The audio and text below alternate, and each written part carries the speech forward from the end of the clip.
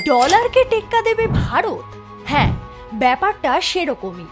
বিশ্ববাজারে এতদিন ডলারের রাজত্ব ছিল অপ্রতিরোধ্য, কিন্তু এখন রিজার্ভ ব্যাংক অফ ইন্ডিয়া একের পর এক এমন পদক্ষেপ নিচ্ছে যার রুপিকে বিশ্বমঞ্চের নতুন শক্তির প্রতীক হিসেবে তুলে ধরতে পারে।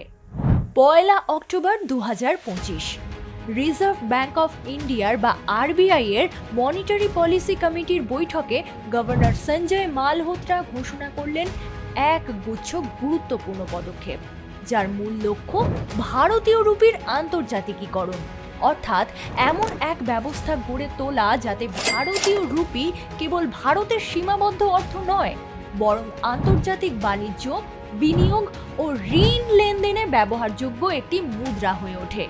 এই ঘোষণাটি এসেছে এমন সময় যখন বিশ্ব অর্থনীতি ক্রমেই বহু মুদ্রা নির্ভরতার দিকে যাচ্ছে এবং ডলারের একচেটিয়া আধিপত্য নিয়ে প্রশ্ন উঠছে এশিয়া, আফ্রিকা, এমনকি ইউরোপের কিছু অঞ্চলেও।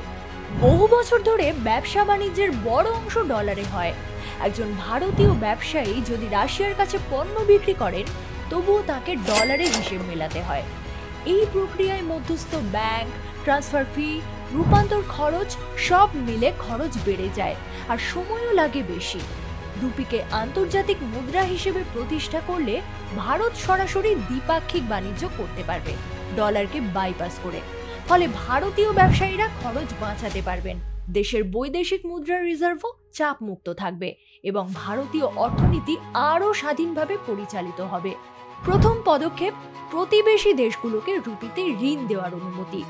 রিজার্ভ ব্যাংক ঘোষণা করেছে যে ভারতের অথরাইজড ডিলার ব্যাংকগুলো এখন থেকে নেপাল, ভুটান এবং শ্রীলঙ্কার মতো প্রতিবেশী দেশগুলোকে রুপিতে ঋণ দিতে পারবে।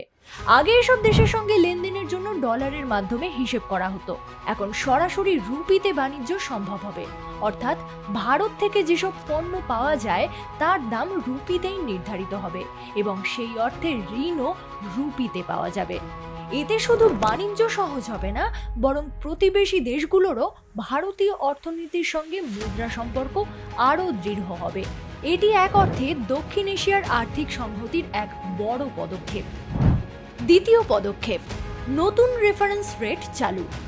এখনো পর্যন্ত ভারতের রুপির রেফারেন্স রেট মূলত মার্কিন ডলারের বিপরীতে নির্ধারিত হতো, কিন্তু এখন আরবিআই ঘোষণা করেছে যে ভারতের প্রধান বাণিজ্যিক অংশীদার দেশগুলির যেমন ইউরোপীয় ইউনিয়ন, জাপান, চীন, সংযুক্ত আরব আমিরাত এইসব মুদ্রার বিপরীতেও রুপির অফিসিয়াল রেফারেন্স রেট প্রকাশ করা হবে। এই হার নির্ধারণ করবে ফাইন্যান্সিয়াল বেঞ্চমার্কস ইন্ডিয়া লিমিটেড বা FBIL। এর ফলে ব্যবসায়ীরা আগেই জানতে পারবেন রুপির দাম কোন মুদ্রার তুলনায় কতটা স্থিতিশীল। লেনদেনের স্বচ্ছতা বাড়বে, ঝুঁকি কমবে এবং রুপিতে ইনভয়েসিং বা দাম নির্ধারণের সাহসও বাড়বে। এটাকে বলা হচ্ছে রুপির মূল্য পূর্বানুমান যোগ্যতা, যা আন্তর্জাতিকীকরণের মূল শর্ত। তৃতীয় পদক্ষেপ, বিদেশি ব্যাংকের SRVA অ্যাকাউন্টে বিনিয়োগের সুযোগ। এখন আসা যাক সবচেয়ে টেকনিক্যাল কিন্তু গুরুত্বপূর্ণ সিদ্ধান্তে, স্পেশাল রুপি বস্ত্র অ্যাকাউন্ট বা SRVA। এটি হলো এমন একটি হিসেব যেখানে বিদেশি ব্যাংক ভারতীয় ব্যাংকের সঙ্গে মিলে রুপিতে লেনদেন রাখে। আগে এই টাকাগুলো শুধুমাত্র সরকারি বন্ডে বিনিয়োগ করা যেত, কিন্তু এখন আরবিআই অনুমতি দিয়েছে এই অর্থ কর্পোরেট বন্ড ও কমার্শিয়াল পেপারে বিনিয়োগ করা যাবে। মানে বিদেশি ব্যাংকগুলোর জন্য এখন রুপিতে টাকা রেখে আয় করার সুযোগ তৈরি হয়েছে। ফলে রুপিতে লেনদেন করা শুধু সহজ নয়, লাভজনকও হবে। এই সিদ্ধান্ত রুপির জন্য বিশ্ববাজারে আকর্ষণীয় রিটার্নের দরজা খুলে দিচ্ছে। 2022 সাল থেকে ভারত রুপির আন্তর্জাতিকীকরণের জন্য সক্রিয়ভাবে কাজ করছে। সংযুক্ত আরব আমিরাতের সঙ্গে ইতিমধ্যেই রুপিতে বাণিজ্য চুক্তি কার্যকর হয়েছে এবং আরও অনেক দেশ এই মডেল অনুসরণ করতে আগ্রহ দেখাচ্ছে। এই সময় আরবিআই এর নতুন পদক্ষেপগুলোর ঘোষণা এসেছে একটি অর্থনৈতিকভাবে সংবেদনশীল প্রেক্ষাপটে। মনিটারি পলিসি কমিটি বা MPC রেপো রেট 6.25% স্থির রেখেছে, কিন্তু গভর্নর মালহোত্রা সতর্ক করেছেন রুপির মান কিছুটা ওঠানামা করতে পারে, তাই আরবিআই পরিস্থিতি নজরে রাখবে। তবুও সামগ্রিকভাবে বৈদেশিক খাত শক্তিশালী, রপ্তানি স্থিতিশীল, আর এই নতুন সিদ্ধান্তগুলো ভারতের মুদ্রানীতিকে আরও আত্মনির্ভর করে তুলছে। রুপির আন্তর্জাতিকীকরণের পথ শেষ নয়, এটা এক দীর্ঘ যাত্রার শুরু। আরবিআই ও সরকার দুজনেই চাইছে একদিন ভারতীয় রুপি যেন আইএমএফ এর স্পেশাল ড্রয়িং রাইটস বা এসডিআর ঝুলিতে জায়গা পায়, যেখানে বর্তমানে রয়েছে মার্কিন ডলার, ইউরো, চীনা ইউয়ান, জাপানি ইয়েন ও ব্রিটিশ পাউন্ড। যদি রুপি সেই তালিকায় প্রবেশ করে, তবে সেটা হবে ভারতের অর্থনৈতিক ও ভূ রাজনৈতিক শক্তির বিশ্বব্যাপী স্বীকৃতি।